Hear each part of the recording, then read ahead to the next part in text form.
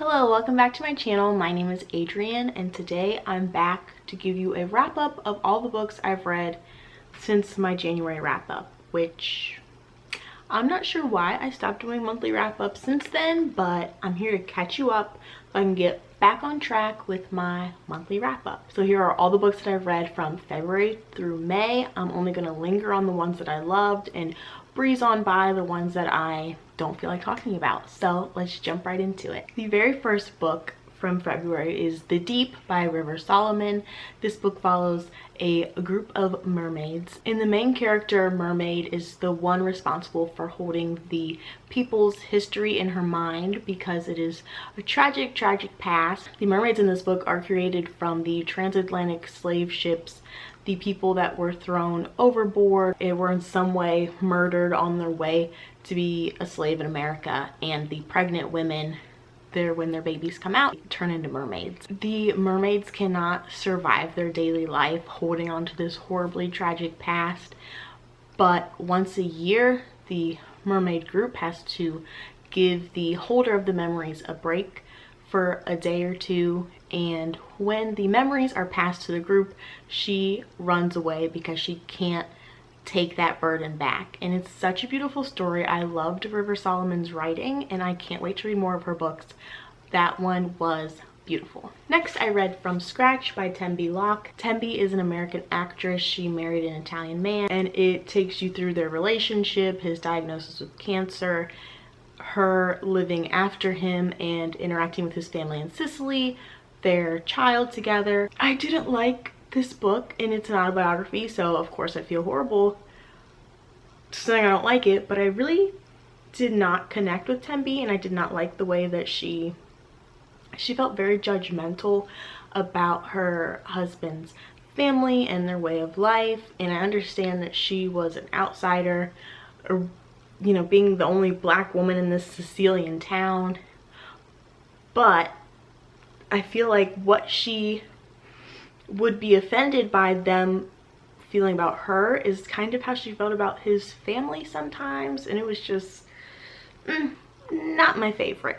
So moving on to another not my favorite, Kingdom of Souls by Rena Barron. This is a high fantasy young adult book that I did not love. It's like 500 pages. It was so long and I had a lot of trouble following the storyline and attaching to the characters. I think it was partially the way it was written and then partially just the storyline in general I did not love. And there were a lot of dark things going on in this book, and there were so many things that the main character needed or wanted and that propelled the story, but every time she finally got that thing, everything was worse and there was no satisfaction from her achieving anything because by that moment everything was worse, basically. I don't know if I'm explaining that correctly. I can't explain to you the magic in here or really what the story is about because I kind of forget, but yeah, I'm reading the description, I'm just like, I don't remember. So moving on. Next was Black Fortunes by Shamari Wills. This is a nonfiction following the 6 first African-American millionaires after slavery, and it was great. I learned about 6 people in history that I didn't know any of them, I don't think. It was also tragic seeing how some of them, their fortunes were stolen because of the laws against Black Americans in that time, and how easy it was to take from them or get rid of them when people wanted their fortune or wanted their business. Or also there was one you're following that is setting up on Black Wall Street in Tulsa, which we know ended in a massacre. So it was a great, enjoyable read seeing these people build their wealth in an America that wasn't, you know, quite accepting of them, to put it mildly. But then it was also tragic because a lot of them didn't end well, and a lot of them weren't able to pass on the generational wealth that they should have been able to, and could have, you know, changed the lives of generations to come. But it was really well researched, beautiful story, and I loved it. Next, we have Trouble of the Saints by Elia Dawn Johnson. This book's writing is so weird. I had a lot of trouble following it at first, and I had to start over from the beginning after I read about 100 pages. But I loved it. Like, it was weird in a good, cool way where you have to really concentrate and soak in everything that you're reading because it is very complex and interesting. This is maybe 1920s or 1940s, I forget. New York City, and we're following the main character who is an assassin. She has, in this world, there's this magic that comes in the hands, and there's a few different people we follow that have powers. Our main character is an expert knife thrower. She works for this Russian crime lord, and she is white passing, so it shows the complexities of race in this time, and then how she is using her hands to what she thinks is good but wonders if maybe it's not, and she's become this infamous assassin. And it follows her relationships with her friends and men, and it is an adult book. It looks like a young adult book, I know, but it is very adult. It's very complex and beautiful. There's a chapter that's written from the hand's point of view, and they're like mad at her for not assassinating who should be assassinated and not like protecting her people. And it's so out there weird, something I've never read before, but I love this book so much. I think I only gave it 4 stars because some of the stuff was like less enjoyable. I don't know. It's a really weird book, but very good. Next was a random reread of Warcross by Marie Lu. I think it was because I'd recently read Ready Player 1 and 2, and I was still in the mood for that virtual game experience. So I reread this as an audiobook with the intention of then reading Wildcard, but I actually, upon reread, I realized I'm not interested in Wildcard, I don't think. Like, this is a fun story of a dirt broke hacker who gets recruited to play in this virtual game, this worldwide tournament, but she is only in the game so that she can help the person who created this virtual reality game find out who is hacking it. And there's like romance, and it's fun. This world, it's in Tokyo, and the way that they've blended the real world with the virtual world is really fun, but it's not, honestly not that great. It's not as wonderful as I remember. The main character, Emika, is cool, but just kind of bland, honestly. So it was okay. Next was this thriller, A Good Marriage by Kimberly McCreight. I have trouble remembering what thrillers are because they're just so much fun to devour, and then I just never think about them again, so I don't really remember everything. But this follows a woman who is a prosecutor, and one of her friends from college calls from jail because he's being accused of murdering his wife. And she doesn't want to, but she ends up taking the case, and she's wondering, did he do it? Did he not? And it gets, you know, crazier from there, as a thriller will. I think it was pretty good, but something about the writing just wasn't working for me. Like, I feel like the story plot points, the twists were good, but there's just something about it that I didn't enjoy as much as I wish I would have. And I also have this thing, I'm not going to tell you what it is, but I have this clue now in thrillers that when this happens, this is the twist, and this fell for that. Sorry, that's so vague, but knowing one of the big twists because of this like clue I figured out that's universal basically in thriller books and movies ruined that twist. But I mean, it's like a fun twisty thriller. I would recommend it. It just wasn't the writing that I prefer. Too Good to Be True by Corolla Lovering. This book I actually did a whole vlog about, so go watch that if you're interested in knowing more about it. It's spoiler free, but I do give a pretty in-depth description of it. This follows a girl named Sky who is engaged to a slightly older man, and he's her dream come true. And then we're also following his point of view whenever they met and got together. And then we're also following his ex-wife's point of view from the late 80s whenever they first met, and you're following these 3 different people who are all very different from each other. Their storylines are very different, but they're all enjoyable characters to love and hate, and it was so good. Watch that vlog if you want more details, but I really enjoyed this book. Then I was on a thriller roll, clearly. I read Every Value Break by Peter Swanson, who's one of my favorite thriller authors, but I'm so torn about how I feel about this. This book I picked up one evening at like 10 p.m. thinking I'll just start this and fall asleep reading it, which is what I do all the time, is fall asleep reading. And I could not fall asleep reading this book. I was so anxious and you know what was happening, and I feel like that really skewed my opinion while I was reading it, that I was enjoying it more than I was, when really it was my anxiety that kept me reading, which is fun. But it follows a woman who is engaged to this super wealthy man. The night of her bachelorette party, she has sex with a stranger, cheats on her husband, and then still marries him.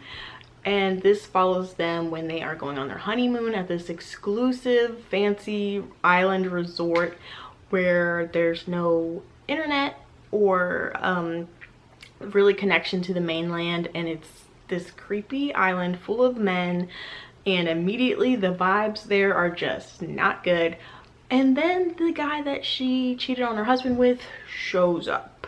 So it gets really sketchy really quickly. It gets wild, crazy things happen, but it really read like a man writing a woman, which can be done. But some of the things that were going on, it's just like Peter Swanson wants to tell women, hey, I relate to you, and I think women want to hear this stuff. And it's just like, that's not a good depiction of a woman, you know? But he did his, it turned more into less of a domestic thriller, which is what he usually writes, and more of, not horror, but like scarier stuff, people fearing for their lives, that kind of thing, which I don't think is his forte. But when I finished this book at 3 a.m. I was like, wow, this is great. But upon reflection afterwards, I was thinking, maybe not. After that, I picked up Beach Read by Emily Henry, a very different vein than the books I'd been reading before that.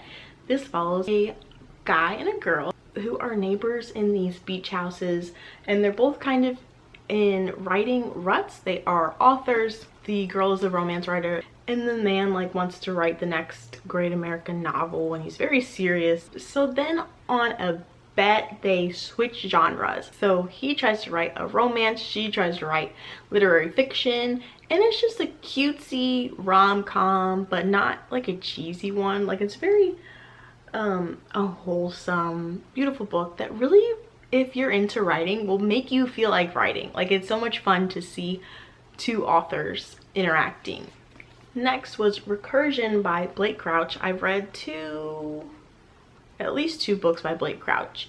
Dark Matter, loved it, and Pines, really enjoyed. This book is in New York City. We follow a detective or investigator named Barry, who in New York City right now, there's this disease going on called false memory syndrome, and it's where you'll suddenly have memories of a whole different life. And in the very beginning, he meets this woman who's remembering like this marriage and child and family that she had, a whole different career, all these things, and she ends up jumping off of a building because she can't cope with these 2 different lives being in her mind at the same time. And just like Dark Matter, this thing is like crazy, sciencey, complex, complicated timelines, and it was so much fun. And it's like just to the brink of too far that it's confusing, but right beneath it, so that it is something that you can follow and understand. It just feels like a very smart, complex science fiction thriller. It's so much fun. I love how Blake Crouch tells these complex stories and explains the science for it, so it's so far-fetched but like feels believable while you're in the story. Very good, very heart-pounding, exciting read. Next, back to thrillers, The Hunting Wives by May Cobb. This one follows a group of women who are just doing bad things. And we follow the newbie in the group who wants to get in with this crowd. They like to go skeet shooting and drink and have fun. But when she starts getting in with the crowd, she realizes they're also being mischievous, maybe not the most faithful women. But our main character is becoming obsessed with the leader of the group, and she like just can't stop thinking about her, wants to be her, wants to be her best friend. And then a teenage girl is found dead where they do their skeet shooting. So then we are wondering who killed her, what happened. This book is like raunchy in ways that I was not expecting. It's very like I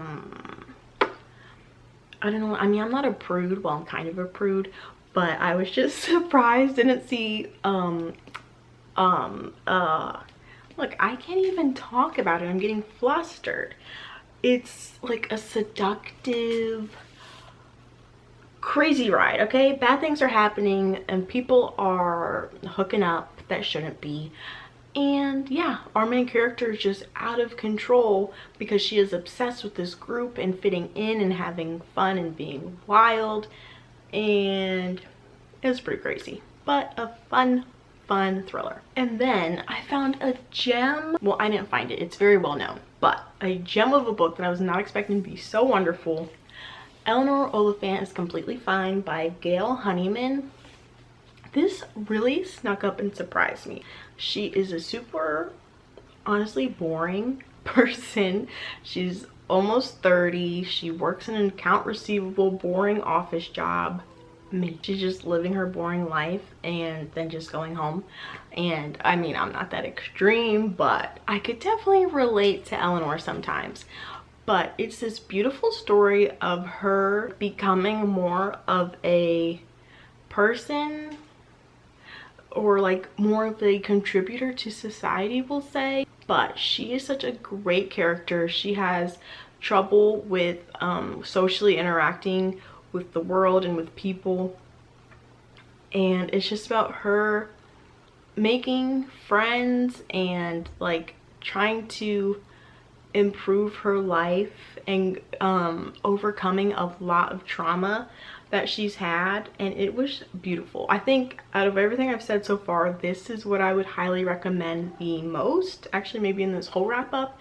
It's so beautiful, and at first it's boring because she's boring, but then when you see her come out of her shell and just get incorporated into more things and like become a happier person, it's so sweet and so lovely. Next, another person who's not great at interacting with society, and then he, you know, grows and becomes a better person, A Man Calleduva by Frederick Bachman. This is the first Frederick Bachman book that I've ever read, and I get what all the hype is about. It's about a grumpy old man who's pretty racist and very hateful, and he becomes less hateful of a person and learns to love and support him and see that people can love and support him too, and it's so sweet. Next, Creativity Inc. by Ed Catmull, who is the president of Pixar and Disney Animation. This book would be great if you are leading a creative team of some sort, but although I'm not, I did take a lot from it. Just his discussion on how to create an environment to cultivate creativity and to keep it going and flowing and unrestricted, but also following deadlines and budgets, and which, yes, doesn't apply to me. But it was a very good read. I loved all the references to movies that I've seen. It also makes me want to watch movies that I haven't seen from Pixar. And it has an interesting perspective on Steve Jobs from Ed Catmull's point of view. And yeah, it's a good nonfiction. Next, I listened to 19th Christmas and 20th Victim by James Patterson and Maxine Petro. These are books 19 and 20 in the Women's Murder Club series, which is so long. That's so many books. And I'm behind on these. The 21st book is out now. and I'll go through periods where I'm like, I'm not gonna read that anymore, it's not that good. But then sometimes I'm just looking for that nostalgia of being back with the Women's Murder Club, which is a group of 4 women who are detective, coroner, lawyer, reporter, and they get together to help each other solve their various cases. But it's really not that anymore. The Women's Murder Club really doesn't, they're like friends now that hang out, but they don't really interact on the cases anymore, which is weird. And just like most things by James Patterson, is getting farther and farther away from actually trying to be a good story. It's not good. I don't recommend it. I keep reading it for nostalgia's sake, okay? I like to see them get together, hang out at Susie's, get drinks at that bar across the street from City Hall, and it just warms my heart sometimes. So don't read these. Next, for book club, I picked up The Girl with the Louding Voice by Abby DeRay. This is not really the kind of book I love to read, even though I did already own this, but it follows a 14-year-old girl in Nigeria who is married off to a man to be his 3rd wife and have his children, and then she ends up being a maid for a wealthy woman in Lagos. And it's just this awful look at what life can be like in Nigeria. And Nigeria is one of the wealthiest countries in Africa, but there are so many people who make less than $1 a day and who are living in extreme poverty, who have very little basic human rights. When she's working as a maid, she's honestly really a slave. She doesn't get any compensation for it. And this girl just wants to learn. She wants to be a teacher. She wants to come back to her village and teach and help improve their lives when she herself hasn't had the chance to get much education. And an opportunity arises for her to get out of her situation, and you just spend the whole book rooting for her and hoping things can get better, because it's just full of despair and her life is so tragic. And she's only 14 years old, and when you read this book, it's really like gives you perspective for yourself. Like, I have no real problems, and even though this is fiction, it's heavily based on real lives and real situations, and it was hard to read, but a great book to discuss in a book club. And the writing is the main character does not speak very good English, so the writing is from her perspective in her broken, bad grammar English, which really added another layer to the story. And it was a really believable character who you just want good things to happen for, and you just want her to be happy. And it's a very beautiful book. And final book of the video, Pretty Little Wife by Darby Kane. A thriller. I hated it. I actually stopped reading it for over a month and then saw the audiobook available, so I listened to it just because I wanted to know what was going to happen. It wasn't worth it. It follows a woman who, she finds out that her husband is a pervert. She finds some videos of him having sex with his high school students, and she decides to murder him. So she kills him, drives his body to the school where he works as a teacher, and leaves all the evidence in the car so that they'll find his dead body and all the evidence. But then the next morning, the car's missing, he's missing. People are asking her, like, have you heard from him? Where is he? And she's just like, isn't he at the school? Because she wanted, you know, his body to be found, but it is missing. So now we don't know, is he dead or not? I love this concept, and I loved where it could have went, but not a great book. Not very well. It actually was terribly written in my opinion, which, I mean, book of the month had it as a month selection, so I must be wrong. And this book has great ratings, but the writing to me is so bad.